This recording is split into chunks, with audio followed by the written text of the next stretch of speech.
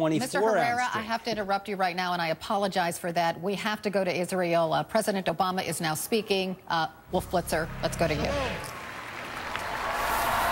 The President of the United States in Jerusalem at the Jerusalem Convention Center, the centerpiece of his visit to Israel, addressing young people. A few thousand are gathered inside. We want to welcome our viewers in the United States and around the world. Complete analysis immediately following the President's speech. Great honor to be with you here in Jerusalem, and I'm so grateful for the welcome that I've received from the people of Israel. Thank you.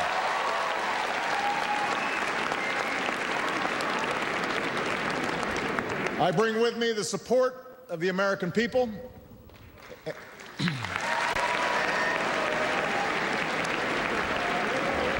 and the friendship that binds us together.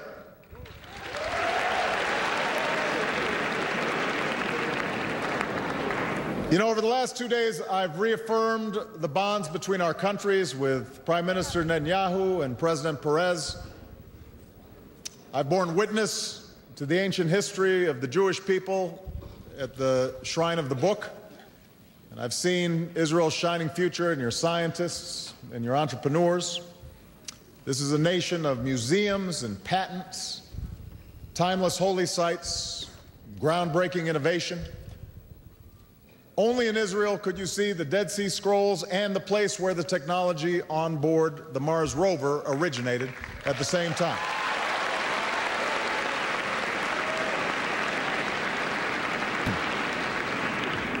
But what I've most looked forward to is the ability to speak directly to you, the Israeli people, especially so many young people who are here today.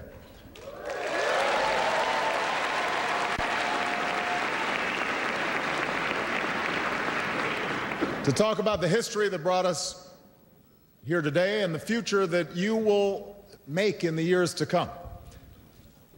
Now, I know that in Israel's vibrant democracy, every word, every gesture is carefully scrutinized.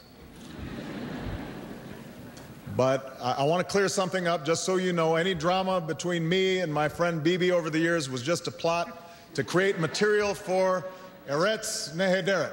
That's the only thing that was going on.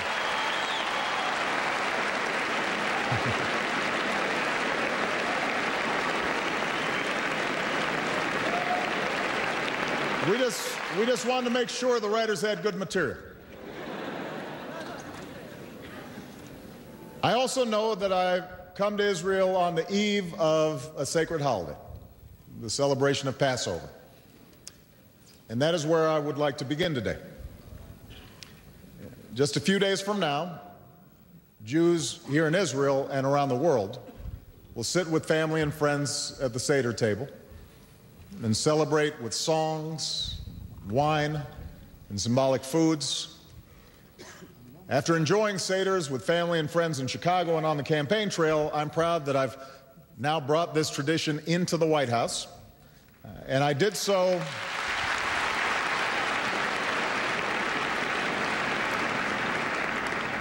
because I wanted my daughters to experience the Haggadah and the story at the center of Passover that makes this time of year so powerful.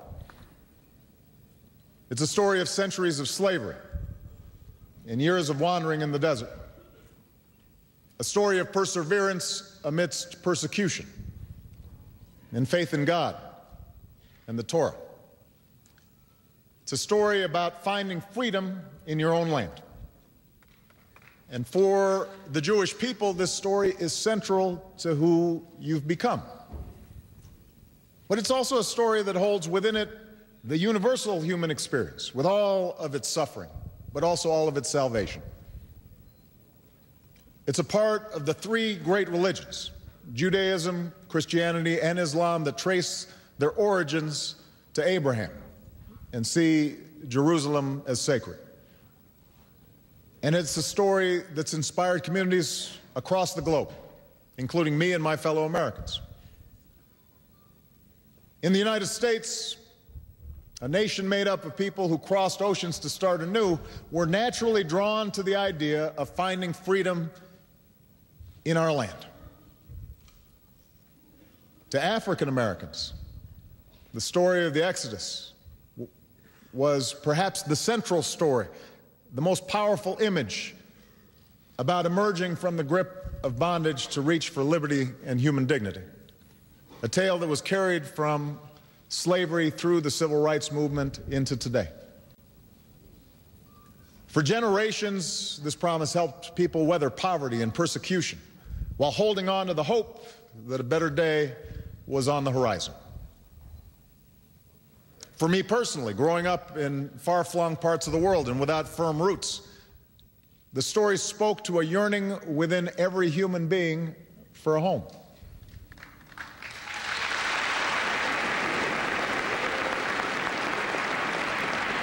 Of course, even as we draw strength from the story of God's will and His gift of freedom expressed on Passover, we also know that here on earth, we must bear our responsibilities in an imperfect world. That means accepting our measure of sacrifice and struggle, just like previous generations. It means us working through generation after generation on behalf of that ideal of freedom.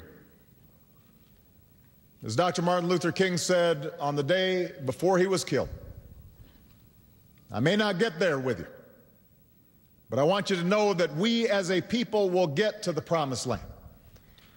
So just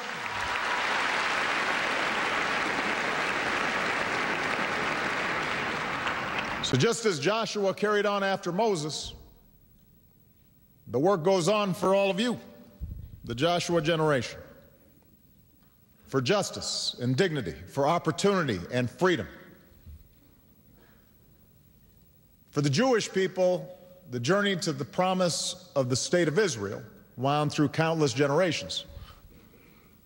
It involved centuries of suffering and exile, prejudice and pogroms, and even genocide. Through it all, the Jewish people sustained their unique identity and traditions, as well as a longing to return home. And while Jews achieved extraordinary success in many parts of the world, the dream of true freedom finally found its full expression in the Zionist idea, to be a free people in your homeland. And that's why I believe that Israel is rooted not just in history and tradition, but also in a simple and profound idea. The idea that people deserve to be free in a land of their own.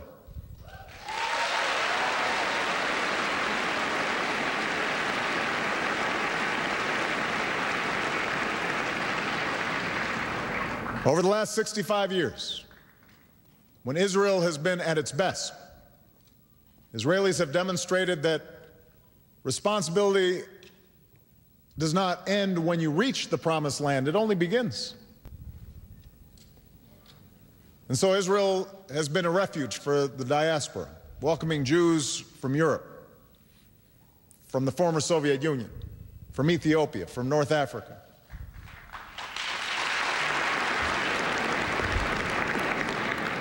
Israel has built a prosperous nation through kibbutzim that made the desert bloom, business that broadened the middle class, innovators who reached new frontiers from the smallest microchip to the orbits of space. Israel's established a thriving democracy with a spirited civil society and proud political parties and a tireless free press and a lively public debate. Lively may be an understatement.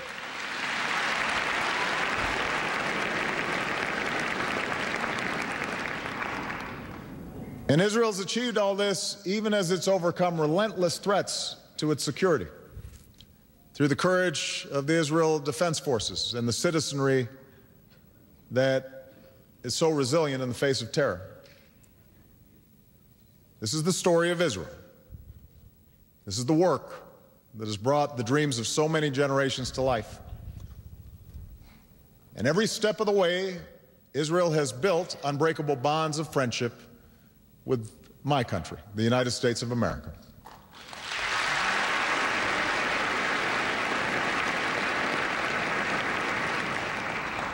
Those ties began only 11 minutes after Israeli independence. when the United States was the first nation to recognize the State of Israel.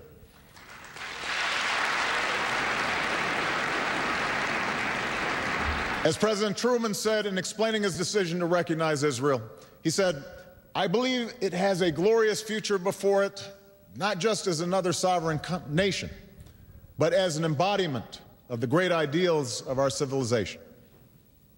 And since then, we've built a friendship that advances our shared interests. Together, we share a commitment to security for our citizens and the stability of the Middle East and North Africa. Together, we share a focus on advancing economic growth around the globe and strengthening the middle class within our own countries. Together, we share a stake in the success of democracy. But the source of our friendship extends beyond mere interests, just as it has transcended political parties and individual leaders. America is a nation of immigrants. America is strengthened by diversity.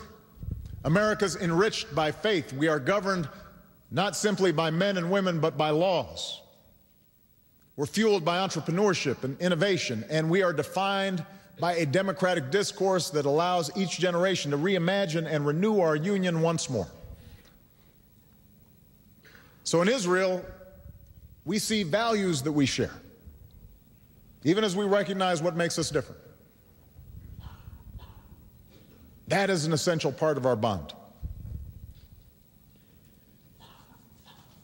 Now, I stand here today mindful that for both our nations, these are some complicated times. We have difficult issues to work through within our own countries, and we face dangers and upheaval around the world. And when I look at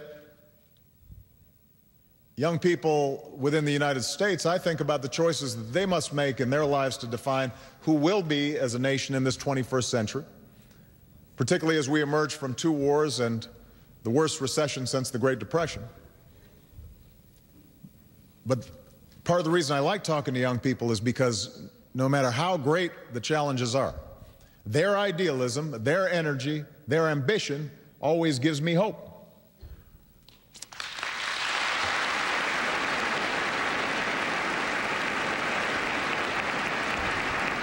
And I see the same spirit in the young people here today. I believe that you will shape our future, and given the ties between our countries, I believe your future is bound to ours.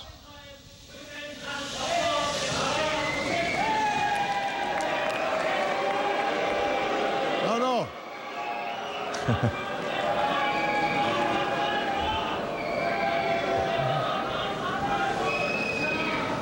This is part of the lively debate that we talked about. This is good.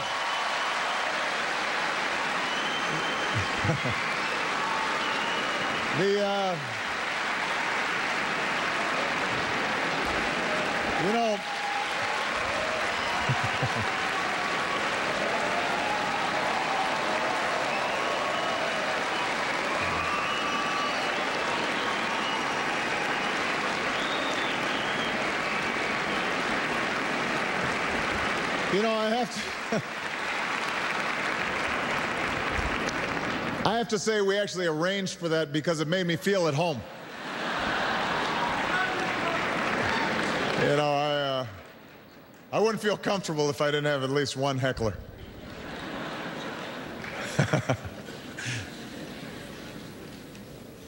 I'd like to focus on how we, and when I say we in particular, young people, can work together to make progress in 3 areas that will define our times: security, peace, and prosperity.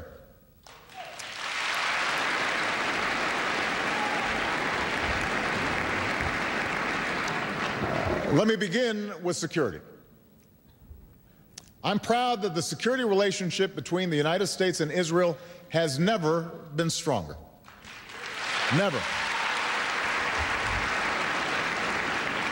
More exercises between our militaries. More exchanges among our political and military and intelligence officials than ever before. the largest program to